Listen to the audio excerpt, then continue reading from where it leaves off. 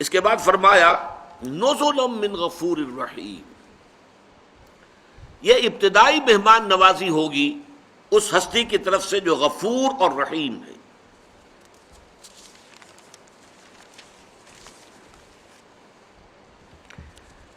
نزول کہتے ہیں عربی زبان میں کسی مہمان کی آمد پر فوری طور پر جو چیز پیش کی جائے۔ دو الفاظ علیحدہ علیحدہ ہیں، نزیل، مہمان کو نزیل بھی کہتے ہیں اور ضیف بھی کہتے ہیں، ضیف کی جمع ضیوف، مہمان۔ نزیل وہ اس وقت ہے جبکہ وہ ابھی آپ کے دروازے پر آ کر اترا ہے، یا اونٹ پر آیا ہے سوار ہو کر، اونٹ بٹھا کر اترا تو وہ نازل ہوا ہے، ابھی نازل ہوا ہے اونٹ پر سے، گھوڑے پر تھا گھوڑے سے اترا ہے، کار پر تھا کار پر سے اترا ہے، تو یہ نزیل ہے، فوری طور پر اس کی حیثیت نزیل کی ہے۔ جب وہ آپ کے ہاں آ کر جم گیا، آپ نے اس کے لیے کوئی کمرہ جو ہے ٹھیک کر دیا، یہاں آپ کو بیٹھنا ہے، یہاں رہنا ہے، یہ جگہ ہے، اب وہ آپ کا ضیف ہے۔ ضیف جو ہے وہ مہمان کو کہتے ہیں۔ اور یہ آپ دیکھتے ہیں آج بھی دنیا کے اندر رواج ہے، جیسے ہی کوئی آتا ہے پہلے آپ اسے موسم کی مناسبت سے ٹھنڈا یا گرم پیش کرتے ہیں، کوئی چائے یا کوئی ٹھنڈا شربت، پھر تیاری ہوتی ہے، پھر اہتمام ہوتا ہے، اور اس کے لیے ضیافت، پھر وہ ضیافت کہلاتی ہے۔ ابتدا میں جو چیز آپ دیں گے وہ نزل کہلائے گا، نزیل کے لیے اسی لفظ کی مناسبت سے نزل، ابتدائی مہمان نوازی، اور ضیف کی مناسبت سے ضیافت۔ اب ضیافت جو ہے اس میں ظاہر بات ہے کہ اہتمام ہوتا ہے، طرح طرح کے کھانے جو ہے اس میں شامل کیے جاتے ہیں، اس کے لیے پوری طریقے سے تردد کر کے اہتمام ہوتا ہے۔ یہ ساری نعمتیں جو گنوائی گئی ہیں، اب نوٹ کیجئے، یہ نزل ہے۔ اس کا کیا مطلب ہے کہ ضیافت کا جو تصور ہے اللہ کی طرف سے جو ضیافت ہوگی، وہ تو ہمارے خیال سے، گمان سے، تخیل سے، تصور سے ماورا ہے۔ یہ سب کچھ جو ہمارے نفوس میں اشتہا تھی، لیکن ہم نے اپنی زندگی میں، حیات دنیاوی میں اللہ تعالیٰ کے احکام کی پابندی کی وجہ سے اپنے نفس کی لگامیں کھینچ کر رکھی، اپنے نفس کو وہ سب کچھ فراہم نہیں کیا جو ہم کر سکتے تھے۔ حرام راستے سے کرتے تو نفس کو وہ سارے اس کے تقاضے پورے کر دیتے تھے، ہم نے نہیں کیے۔ اب اس کا بدلہ کیا ہے کہ قیامت میں، جنت میں آپ کے وہ سارے تقاضے جو ہیں ان کی بھرپور تسکین کا سامان کر دیا جائے گا۔ یہ اس کا بالکل منطقی طور پر جو ہے یہ اس کا بدلہ ہے، اس کی جزا ہے۔ پھر یہ کہ ہر شخص اپنے شعور کی سطح، اپنے فہم کی سطح، اس کے اعتبار سے جو طلب کرے گا وہ اس کو دے دیا جائے گا۔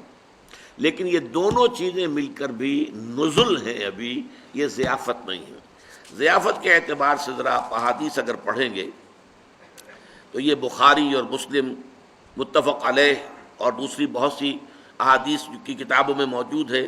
حضرت ابو ہریرہ سے رضی اللہ تعالی عنہ قال قال رسول اللہ صلی اللہ علیہ وسلم قال اللہ عز وجل، یہ حدیث قدسی ہے، حضور فرما رہے ہیں کہ اللہ تعالیٰ جل جلالہ نے، عز جل نے یہ کہا ہے، اعددت لعبادی الصالحین، میں نے اپنے نیک بندوں کے لیے تیار کیا ہے وہ کچھ، ما لا عین رات، جو کسی آنکھ نے دیکھا نہیں، ولا اذن سمعت، اور کسی کان نے سنا نہیں، وما خطر علی قلب بشر، اور کسی انسان کے دل پر اس کا خیال تک کبھی نہیں گزرا۔ پھر حضور نے فرمایا وَاقْرَؤُوا إِن شِئْتُمْ، اگر تم چاہو تو اس مضمون کی مناسبت سے قرآن کے یہ الفاظ پڑھ لو، فَلَا تَعْلَمُ نَفْسٌ مَّا أُخْفِيَ لَهُم مِّن قُرَّةِ أَعْيُنٍ، سورہ یہ سجدہ کی آیت ہے، یہ حامیم سجدہ ہے جو ہم پڑھ رہے ہیں، اور صرف سورہ سجدہ جو ہے یہ ہے سورہ سجدہ علیحدہ، الف لام میم سجدہ۔ فلا تعلم نفس، کسی جی کو معلوم ہی نہیں ہے، جو کچھ ہم نے چھپا کر رکھا ہے ان کے لیے آنکھوں کی ٹھنڈک کے اعتبار سے، جو کچھ ہم نے ان کے لیے تیار کیا ہوا ہے وہ کسی انسان کے علم میں آ ہی نہیں سکتا۔ ما لا عین رات، کسی آنکھ نے دیکھا نہیں، ولا اذن سمعت، کسی کان نے سنا نہیں، وما خطر علی قلب بشر، کسی انسان کے دل پر اس کا احساس اور خیال تک نہیں گزرا۔ وہ نعمتیں ہیں جنت کی اصل ضیافت والی نعمتیں۔ یہ جو نعمتیں گنوائی گئی ہیں، لکم فیہا ما تشتہی انفسکم، تمہارے نفوس کے اندر جو تقاضے ہیں، جو خواہشیں ہیں، جو ودیت کی تھی اللہ تعالیٰ نے، تم نے ان کی لگاموں کو کھینچ کر رکھا اپنی حیات دنیاوی میں، اللہ تعالیٰ کے حلال پر اکتفا کی، حرام میں منہ نہیں مارا، اس کی جزا یہی ہوگی کہ تمہاری تمام جتنی بھی تمہاری نفسانی طلبیں ہیں ان سب کی بھرپور جو ہے تسکین کا سامان ہوگا۔ اور پھر جو تم مانگ سکو، مانگو جو مانگو، مانگو جو مانگنا ہو۔ اب ظاہر بات ہے ہر شخص اپنی ذہنی سطح کے مطابق مانگے گا۔ یہ تو ہے نزلا من غفور الرحیم، اس ہستی کی طرف سے ہے جو غفور اور رحیم ہے۔ باقی جیسا کہ میں نے عرض کیا، جو اصل ضیافت ہے وہ تو وہیں جا کر معلوم ہوگی، اللہ نے وہاں پہنچا دیا تب پتہ چلے گا۔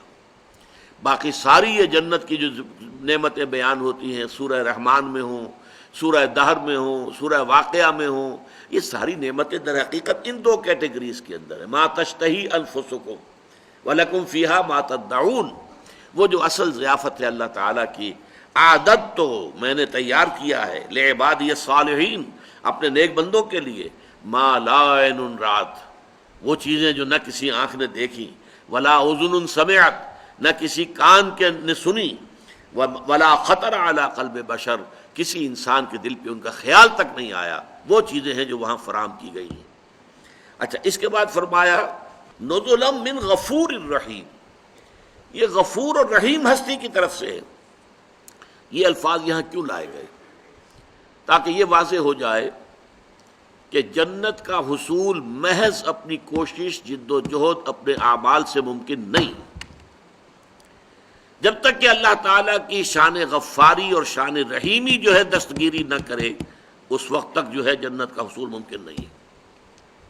اس ضمن میں ایک حدیث سن لیجئے، یہ حدیث مسلم شریف کی ہے، حدیث نبوی عن ابی ہریرہ رضی اللہ تعالی عنہ قال قال رسول اللہ صلی اللہ علیہ وسلم قاربوا وسددوا واعلموا انه لن ينجو احد منكم بعمله قالوا ولا انت یا رسول اللہ قال ولا انا الا ان يتغمدني ربي برحمت منه وفضل۔ حضور نے فرمایا دیکھو، سیدھے راستے پر چلنے کی کوشش کرتے رہو، اور استقامت، سداد کے معنی استقامت ہے۔ امام نووی نے سداد کے معنی مسددو جو آیا ہے مستقیم رہو، ان الذین قالوا ربنا اللہ ثم استقاموا۔ اور یہ جان لو کہ تم میں سے کوئی شخص بھی محض اپنے عمل کے بنیاد پر نجات حاصل نہیں کر سکے گا۔ اس پر کسی صحابی نے بڑی جرت کا، بڑی جسارت کا معاملہ کیا، ولا انت یا رسول اللہ، اے نبی، اے اللہ کے رسول، کیا آپ بھی محض اپنے عمل کی بنیاد پر جنت میں نہیں جا سکیں گے؟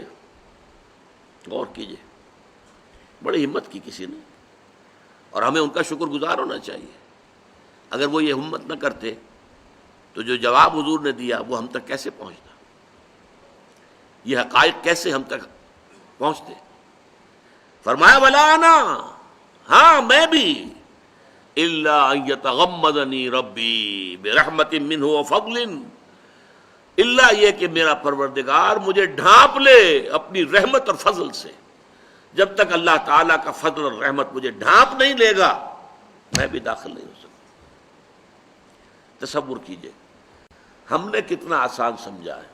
لوگ آسان سمجھتے ہیں مسلمان ہونا، یہ شہادت گاہ الفت میں قدم رکھنا ہے، لوگ آسان سمجھتے ہیں مسلمان ہونا۔